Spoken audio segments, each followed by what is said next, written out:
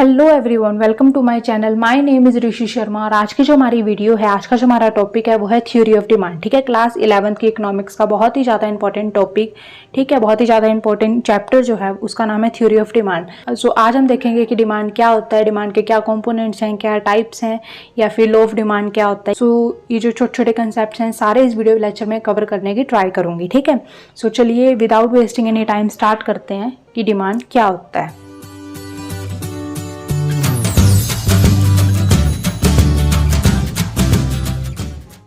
So theory of demand को समझने से पहले हमें ये तो समझना पड़ेगा ना कि डिमांड होता क्या है। तो सबसे पहले देखते हैं डिमांड क्या होता है। The term demand used in economy in a special sense, मतलब जो डिमांड जो टर्म है वो इकोनॉमिक्स में एक स्पेशल सेंस में यूज़ की जाती है। Like we use the term desire, want and demand to convey the same meaning, but in economics all the three words have a different meaning.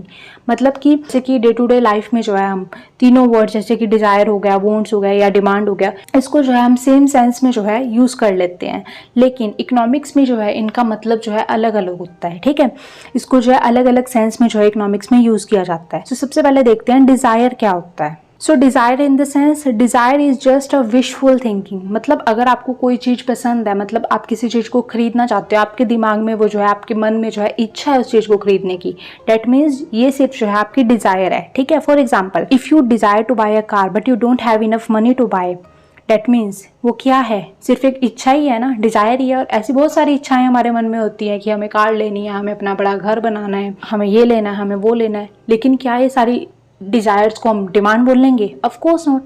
हमारी ये डिज़ायर तो है। फॉर एग्जांपल आपकी जो है कार लेने की इच्छा तो है, लेकिन आपके पास इनफ पैसे नहीं है उस कार को खरीदने के लिए। सो ये क्या है, सिर्फ आपकी एक विशफुल थिंकिंग है। मतलब आपके दिमाग में सिर्फ एक इच्छा है कि हाँ आपको कार लेनी है, लेकिन आपके पास पैसे नहीं है, तो आप इसको डिमांड नहीं कह सकते। ठीक है, लेकिन जो हम डे टू डे लाइफ में यूज़ कर लेते हैं, तो डिज़ायर को एज हम डिमांड जो है यूज़ कर लेते हैं, मतलब एकदम सेम मीनिंग के जैसे जो है यूज़ कर लेते हैं, लेकिन इन दोनों का जो है अलग अलग मीनिंग होता है। ठीक है, अब देखते हैं वांट क्या होता है। वांट होता है same, if you have enough money but you are not willing to spend it on car. मतलब आपके पास अब पैसे तो हैं, लेकिन आप उन पैसों को कार पे खर्च नहीं करना चाहते, मतलब अपनी ज़रूरत के हिसाब से खर्च करना चाहते हो। मतलब किसी और चीज़ की ज़रूरत है, आपने उस पर खर्च कर दी है। ठीक है, तो ये क्या है, वांट है। मतलब अपनी नीड के हिसाब से जो है आप कुछ अपने जो पैसे हैं उनको खर्च कर रहे हो। ठीक है, डिज़ायर में क्या पढ़ा था हमने, आपके पास पैसे नहीं थे, लेकिन आपके दिमाग में इच्छा थी कि आपको कुछ खरीदना है। ठीक है, लेकिन वांट में क्या है, वांट में आपके पास पैसे तो हैं, लेकिन आप उन पैसों को जो है अपनी उस इच्छा पे जो है खर्च नहीं करना चाहते। मतलब जैसे आपकी कार लेने की इच्छा थी, आप उस विशफुल थिंकिंग पे उसको खर्च नहीं करना चाहते। सो ये क्या है, वांट है। इसको भी आप डिमांड नहीं कहोगे। सो डिमांड कहेंगे किसको, वो देखते हैं। So your desire will become demand. आपकी जो डिज़ायर है, आपकी जो इच्छा है, वो डिमांड कब बनेगी, when you have ready to buy a car at a given price. दो चीज़ें पढ़ी, एक तो एट अ गिवन प्राइस, एक at a given point of time. मतलब जो आपकी जो डिज़ायर है वो आपकी डिमांड कब बनेगी, जब आपके पास इनफ पैसे भी हैं कार को खरीदने के लिए, और आपकी जो है इच्छा भी है कि आप उन पैसों को जो है उस कार पे खर्च करना चाहते हैं। ठीक है, और पर्टिकुलर प्राइस पे आप जो है उस चीज़ को खरीद रहे हैं, तो उसको बोलेंगे डिमांड। जैसे कि डेफिनेशन में लिखा गया है, demand is defined as a quantity of a product which a consumer ready to buy at a given price and at a given point of time. मतलब डिमांड क्या है, वो क्वांटिटी है। मतलब आप कोई भी चीज़ खरीदोगे, क्वांटिटी में ही खरीदोगे। एक प्रोडक्ट खरीदना है, 2 खरीदने हैं, 4 खरीदने हैं, 10 खरीदने हैं। ठीक है, सो डिमांड क्या है, वो क्वांटिटी ऑफ प्रोडक्ट जिसको एक कंज्यूमर, अब कंज्यूमर ही खरीदेगा, सप्लायर तो खरीदेगा नहीं। सप्लायर का काम क्या है, गुड्स को जो है कंज्यूमर तक पहुंचाना। ठीक है, तो कंज्यूमर ही खरीदेगा। सो डिमांड क्या है, क्वांटिटी ऑफ प्रोडक्ट जो एक कंज्यूमर रेडी होता है खरीदने के लिए at a particular point of time पे और एट अ पर्टिकुलर प्राइस पे, उसको बोलते हैं डिमांड। सो अब हमने क्या पढ़ा कि डिमांड के लिए क्या चाहिए, 3 चीजें चाहिए। ठीक है, डिमांड के क्या होते हैं, 3 कंपोनेंट्स होते हैं। First one, desire for something, मतलब आपकी कुछ खरीदने की इच्छा हो, आपके दिमाग में कुछ इच्छा हो कि आपको कोई चीज खरीदनी है। Second one, enough money to satisfy the desire, आपके पास उस चीज को खरीदने के लिए पैसे भी होने चाहिए।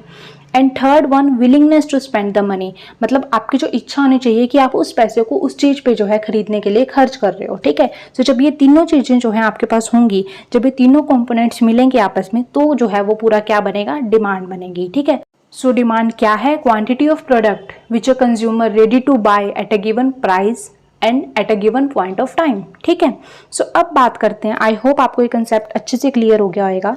अब बात करते हैं लो ऑफ डिमांड क्या होता है, ठीक है। सो लो ऑफ डिमांड क्या है? Law of demand state that other things being equal the demand for a good extend, मतलब जो एक गुड्स की डिमांड है वो बढ़ जाएगी। कब? With fall in its price, मतलब जब एक प्रोडक्ट का प्राइस जो है डिक्रीज होगा उस प्रोडक्ट की डिमांड जो है बढ़ जाएगी, ठीक है। जब एक प्रोडक्ट का प्राइस बढ़ जाएगा तो उसकी डिमांड जो है कम हो जाएगी। मतलब लॉ ऑफ डिमांड में क्या है, सिंपली वर्ड्स में कहूँ तो लॉ ऑफ डिमांड में क्या है, दो चीजें देखते हैं। First one is a price, second one is a demand. मतलब लॉ ऑफ डिमांड क्या है, प्राइस और डिमांड के बीच में जो है रिलेशनशिप बताता है। और प्राइस और डिमांड के बीच में रिलेशनशिप कैसा है, इनवर्स है, मतलब उल्टा रिलेशनशिप है। मतलब अगर किसी प्रोडक्ट का प्राइस बढ़ जाता है तो उसकी डिमांड क्या होगी, कम हो जाएगी। और अगर किसी प्रोडक्ट का प्राइस जो है कम हो जाता है तो उसकी डिमांड बढ़ जाएगी। सो ये सिंपल वर्ड्स में बोला गया है कि लॉ ऑफ डिमांड होता क्या है। अब यहाँ पे हमने एक चीज पढ़ी थी कि अदर थिंग्स बीइंग इक्वल, वो कौन सी ऐसी थिंग्स हैं जो इक्वल रहेंगी, ठीक है। सो सबसे पहले तो वो देख लेते हैं। सो ये वो अजम्पशंस हैं, like no change in the price of the related goods, मतलब जो हम प्रोडक्ट खरीद रहे हैं उससे रिलेटेड जो प्रोडक्ट, जितने भी प्रोडक्ट हैं उनके जो है प्राइस में भी चेंज नहीं होना चाहिए। No change in the income of the consumer, मतलब जो कंज्यूमर जो है प्रोडक्ट को खरीद रहा है उसकी इनकम भी सेम होनी चाहिए। कल भी 20,000 थी और आज भी 20,000 है, ठीक है। No change in the taste and preference of the consumer को मतलब कल भी वही प्रोडक्ट पसंद था, आज भी वही प्रोडक्ट पसंद है, मतलब उसकी प्रेफरेंस में भी कोई चेंज नहीं आया। No change in the wealth of the consumer. And last one, consumer doesn't expect any change in the price in future, मतलब कंज्यूमर जो है ऐसे एक्सपेक्ट भी नहीं कर रहा कि इस प्रोडक्ट का जो प्राइस है फ्यूचर में जो है बढ़ भी सकता है या घट भी सकता है। सो अगर ये सारी चीजें जो है समान रहेंगी तो लॉ ऑफ डिमांड क्या कहता है कि ये सारी चीजें समान रहने पर एक जो प्रोडक्ट का जो प्राइस है अगर इंक्रीज होता है तो उसकी डिमांड जो है कम हो जाएगी, और अगर एक प्रोडक्ट का जो प्राइस है वो डिक्रीज होता है तो उसकी जो डिमांड है वो इंक्रीज हो जाएगी, ठीक है। अब देखते हैं टाइप्स ऑफ डिमांड, मतलब डिमांड जो है वो कितने टाइप्स की होती है। First one is price demand, second one income demand and third one cross demand. मतलब जो डिमांड है वो 3 टाइप्स की होती है basically, price demand, income demand and cross demand. सबसे फर्स्ट देखते हैं कि प्राइस डिमांड क्या होता है। सो प्राइस डिमांड क्या होता है, सेम वही कंसेप्ट है लॉ ऑफ डिमांड, ठीक है। प्राइस डिमांड को क्या बोलते हैं, लॉ ऑफ डिमांड वाला कंसेप्ट ही है, जो बताता है रिलेशनशिप बताता है, एक्सप्रेस करता है between the price and the quantity demanded. मतलब एक जो प्रोडक्ट का प्राइस है और उसकी जो है कितनी जो है क्वांटिटी डिमांड की गई है उसके बीच में जो रिलेशनशिप है वही होता है प्राइस डिमांड। और लॉ ऑफ डिमांड में भी तो हमने यही पढ़ा, ठीक है। मतलब जब एक प्रोडक्ट का जो है प्राइस इंक्रीज होगा तो उसकी डिमांड जो है डिक्रीज हो जाएगी, और अगर एक प्रोडक्ट का प्राइस जो है डिक्रीज होगा तो उसकी जो डिमांड है वो इंक्रीज हो जाएगी। मतलब दोनों में कैसा रिलेशनशिप है, इनवर्स रिलेशनशिप है। अब देखते हैं इनकम डिमांड क्या होता है। इनकम डिमांड क्या कह रहा है, अदर थिंग्स बीइंग इक्वल, यहाँ पे जो है प्रोडक्ट के प्राइस में कोई चेंजेस नहीं आया, यहाँ पे जो है पर्सन की इनकम में चेंजेस आए हैं। मतलब अगर एक पर्सन की इनकम बढ़ती है या फिर कम होती है तो डिमांड पे क्या इफेक्ट पड़ता है वो बताता है इनकम डिमांड वाला टाइप। फर्स्ट वन होती है, तो पहले तो जो जान लेते हैं, गुड्स जो होती हैं 2 टाइप्स की होती हैं, एक होती है नॉर्मल गुड्स और एक होती है इन्फीरियर गुड्स। नॉर्मल गुड्स होती हैं जो हम जो है आम जो है डे टू डे लाइफ में यूज़ कर लेते हैं। इन्फीरियर गुड्स कौन सी होती हैं, मतलब जो चीप क्वालिटी की गुड्स होती हैं, मतलब जो सस्ती नहीं होती, जैसे सेल्स वगैरह में जो है माल पड़ा होता है उसको बोल देते हैं इन्फीरियर गुड्स, ठीक है। सो इनकम का क्या इफेक्ट पड़ेगा हमारी डिमांड पे। अगर तो बात कर रहे हैं नॉर्मल गुड्स की, तो अगर हमारी इनकम बढ़ती है तो हमारी डिमांड भी बढ़ेगी। मान लो कल 10,000 इनकम थी, आज 20,000 इनकम हो गई है, तो उसके हिसाब से हम नॉर्मल गुड्स जो खरीदते थे उससे ज़्यादा खरीदेंगे ना, मतलब जो हमारी डिमांड है वो इंक्रीज होएगी। तो यहाँ पे कैसा रिलेशनशिप है, दोनों में पॉजिटिव रिलेशनशिप है। लेकिन अगर बात करें इन्फीरियर गुड्स के कंसेप्ट में क्या होता है, जब आपकी इनकम इंक्रीज होती है यहाँ पे आपकी डिमांड इंक्रीज नहीं होएगी, यहाँ पे आपकी डिमांड जो है डिक्रीज होएगी। मतलब यहाँ पे इन्फीरियर गुड्स की बात करें तो वहाँ पे जो है इनकम और डिमांड में क्या रिलेशनशिप है, उल्टा रिलेशनशिप है। मतलब अगर आपकी इनकम कल 10,000 थी और आज 20,000 हो गई है तो आज भी क्या आप चीपर क्वालिटी की गुड्स खरीदोगे, नहीं ना, अब आप नॉर्मल गुड्स खरीदोगे, ठीक है। और अगर आपकी इनकम 20,000 से 10,000 हो गई है तो जो आप पहले सामान जो है नॉर्मल प्राइस पे खरीदते थे, नॉर्मल गुड्स खरीदते थे, अब आप वो नहीं खरीदोगे, जो है थोड़ी सस्ती गुड्स पे जाओगे। मतलब आप चाहोगे कि आपको जो है सामान जो है थोड़े सस्ते रेट पे मिल जाए, ठीक है। इन्फीरियर क्वालिटी के गुड्स खरीदोगे।